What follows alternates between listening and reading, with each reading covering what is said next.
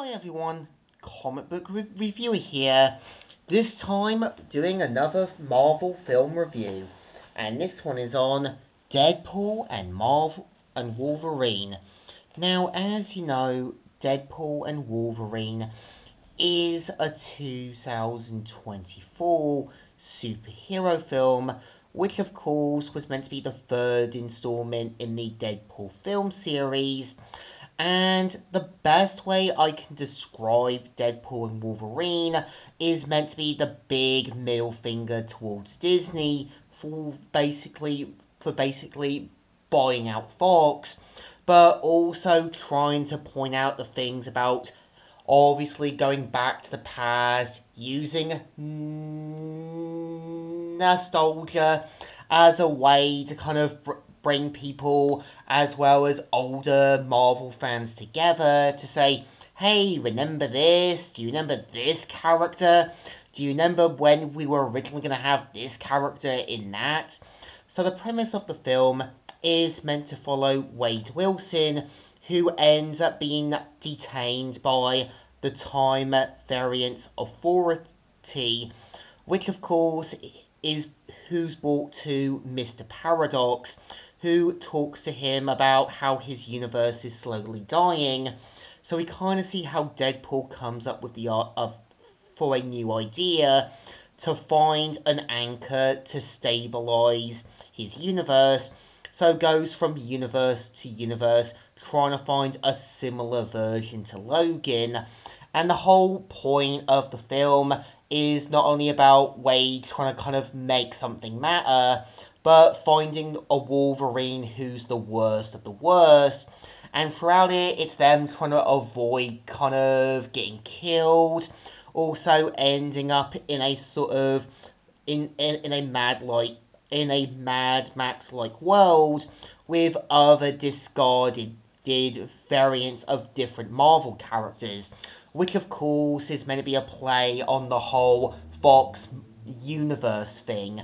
And the whole point of the film is relying heavily on nostalgia and bringing back past actors for Elektra, Blade, Laura, as well as Juggernaut, and saying, hey, remember this character? Hey, do you remember when basically Jennifer Garner was basically Elektra?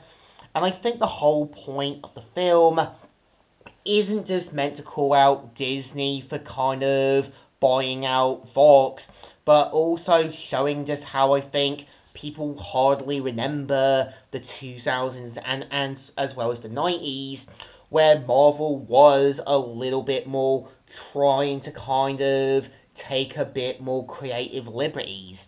And I think a lot of people do go back on some of these older Marvel films, and I think a lot of it was for people who grew up into the 2000s, or people who were kind of more, not big comic book fans just yet, but people who were more sort of familiar with the films.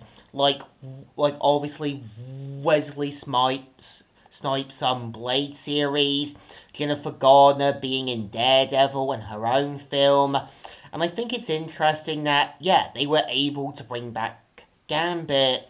And I think it's interesting that they brought back the actor he was originally meant to sort of portray in his own film, Channing Tatum, to play the character. And he does a fairly good job. He knows he has to play this character who's just there. But I think the point of the film isn't just meant to be about a message about nostalgia, but I think how nowadays people can use it as a weapon to get what they want, or try to use it as a drug to sort of get you hooked on something from the past. And I think it's a shame they definitely waste Emma Collins' talent in playing Cassandra Nova. She's just there to obviously be a slightly younger female Patrick Stewart, just nothing more. And I think it's a shame they definitely partly waste her talent, despite what she's given.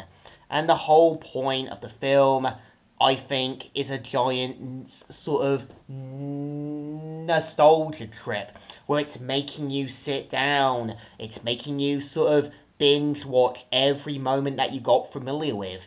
Not just with the Wolverine variants, not just with the sort of Deadpool variants, but trying to say, hey, remember that character? Do you remember this? Do you remember that? In fact, I could just probably look up some of the characters from basically Marvel Wiki or so forth.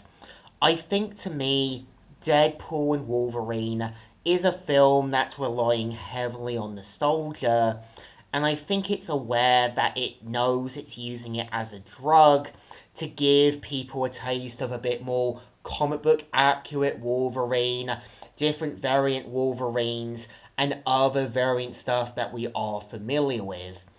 It's an okay film, not the best, but it definitely deserves two thumbs in the middles. Kind of alright, kind of okay, just there to rely heavily on nostalgia, much like Mighty Morphin Power Rangers, Friends, Avatar The Last Airbender, Digimon Adventure, and so forth. It's starting to become apparently clear studios, companies, and so forth use nostalgia as a drug, trying to point out how everything was all good all the time, despite not realizing the past was the past, and sometimes you need to move on. So, comic book review here, signing out.